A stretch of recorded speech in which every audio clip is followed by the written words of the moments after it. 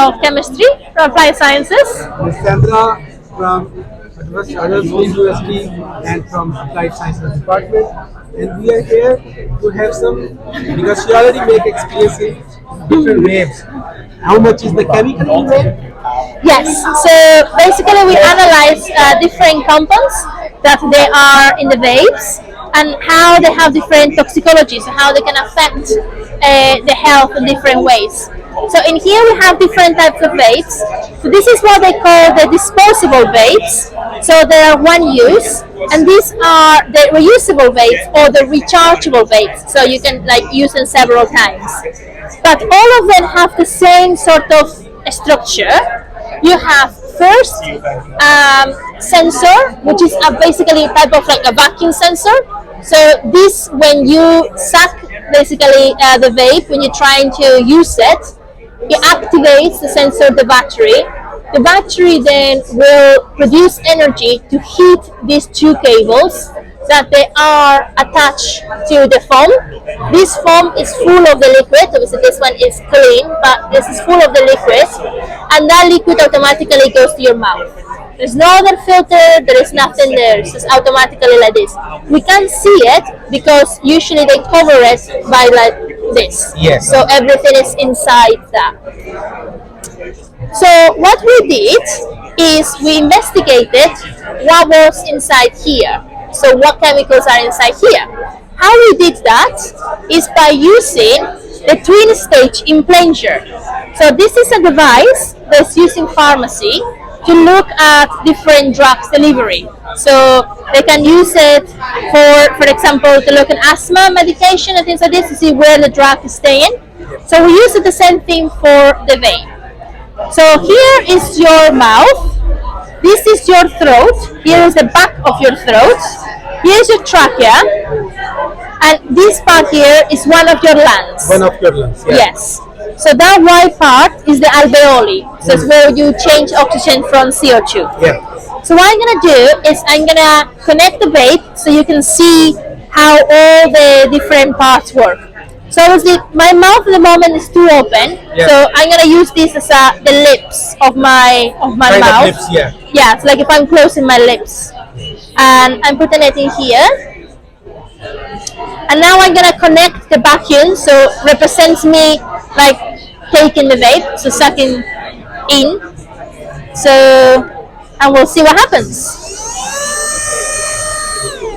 So you can see very quickly how first it goes to the throat, goes to the back of the throat, then it reaches the trachea, goes down to your lungs, contaminates your alveoli, and then it stays there. Obviously, usually you will breathe it out, so you will keep it there for a bit, and then you will breathe it out. So you will take out the vape, and you will breathe it out. So because of the place that we are, I like to put the thing back so it sort of cleans a bit.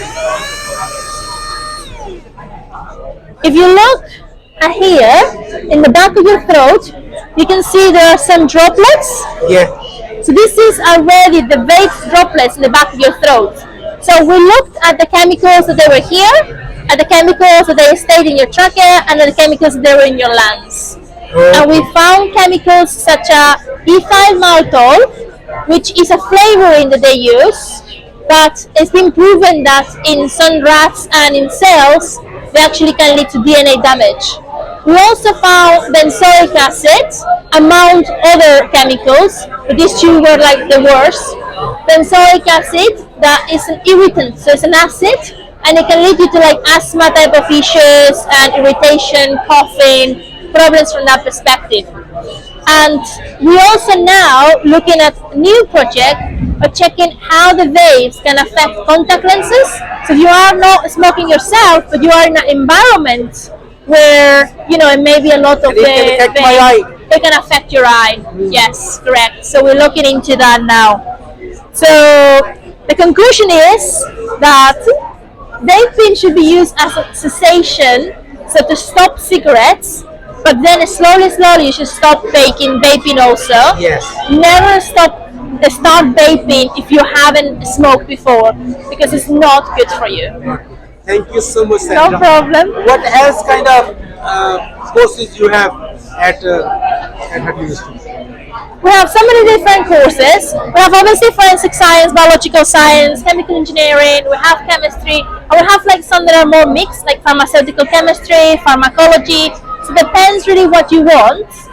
Even our forensic science, they use a lot of instrumental analysis, so we do a lot of analytical side of things.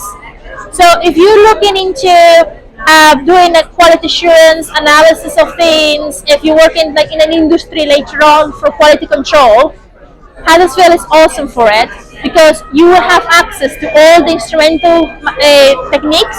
So a lot of other universities they teach the theory only, but in Huddersfield we have the machines, the instruments, and you can actually use them. So you have like GCMS, HPLCs, that you have some like XRF, XRDs, TGA, DSC, so many different instrumentations that the students will actually use during their projects and during the whole degree.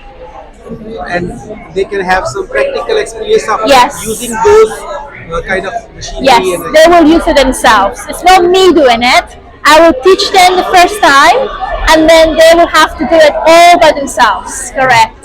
Perfect. Thank you so much, Sandra. No problem. It's great speaking with you. And definitely, I will share the link of these courses. So Thank you. Have it, especially these are for pharmacy, forensic sciences, all the related courses are there. So, guys, if you have any question, you can comment. Thank you. Thank you. Bye.